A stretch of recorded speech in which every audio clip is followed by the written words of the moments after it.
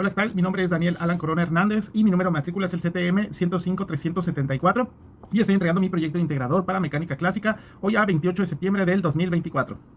Vamos a iniciar con qué es el equilibrio de cuerpos rígidos. Primero que nada vamos a definir qué es un cuerpo rígido, que es un objeto que no se deforma cuando se le aplican fuerzas externas. En la vida diaria, muchos objetos de los que encontramos se comportan como cuerpos rígidos. En este caso yo les voy a hablar acerca de una mesa, porque como bien sabrán, pues bueno, una mesa, todos tenemos una mesa en la casa, en el comedor, un escritorio, o en general tenemos diferentes mesas en las que pues colocamos diferentes artículos. Pues una mesa se comporta como un objeto rígido precisamente. Cuando colocas tú, por ejemplo, platos cubiertos sobre ellas, si las patas de la mesa están firmemente apoyadas en el suelo, el equilibrio de la mesa pues hará que garantizará que no se mueva ni se inclina, siempre y cuando de todas estas fuerzas sea aplicada, el peso de los objetos esté balanceado. Esto quiere decir que entonces el equilibrio se alcanza cuando la suma de las fuerzas que actúan sobre la mesa, o sea, el peso de los objetos es cero, o bien la suma de los momentos o todos los torques también es cero, lo que significa que no hay una fuerza que haga girar la mesa. Es decir, todo se encuentra sobre el objeto rígido y pues digamos, no sé, también digamos ya si se aplica una fuerza como lo menciona ya que desequilibra, pues entonces la mesa ya se voltearía o etcétera. Pero bueno, este es un equilibrio en un cuerpo rígido. Ahora vamos a ver cómo funciona el equilibrio estático. El equilibrio estático ocurre cuando un objeto en reposo permanece en reposo. Para que esto suceda, las fuerzas que actúan sobre el objeto deben de estar balanceadas. ¿Qué condiciones debe de tener este equilibrio estático? Bueno, primero que nada, las fuerzas deben de estar balanceadas. La suma de todas estas fuerzas externas debe de ser cero. Y los momentos balanceados, la suma de los momentos respecto a cualquier punto debe de ser cero. Y vamos a poner un ejemplo en la vida real. Sé que muchas veces cuando queremos cambiar un foco, cuando queremos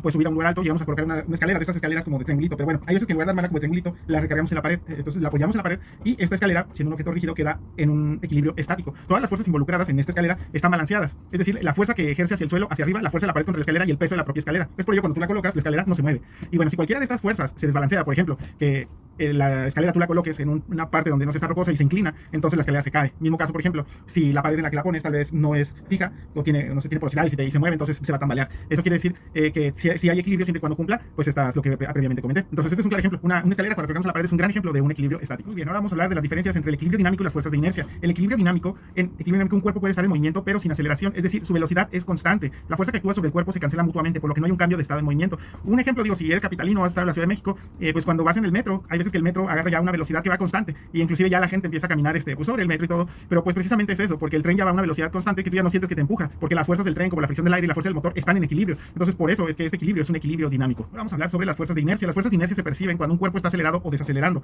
Lo que genera una resistencia al cambio de movimiento son las fuerzas ficticias que aparecen debido a la aceleración. No sé si les ha pasado alguna vez que vas ahí en el vehículo con el tío borracho y que de repente va y acelera mucho y se frena y vas para adelante. Y entonces ese tipo de aceleración y de desaceleración se debe a la fuerza de la inercia que tiene tu cuerpo al frenar o al acelerar. Entonces lo mismo ocurre en un tren o en diferentes ejemplos de la vida diaria en las que la misma fricción o la fuerza de la inercia pues hace que el cuerpo se empuje hacia diferentes lugares. Esa es la función de esa fuerza.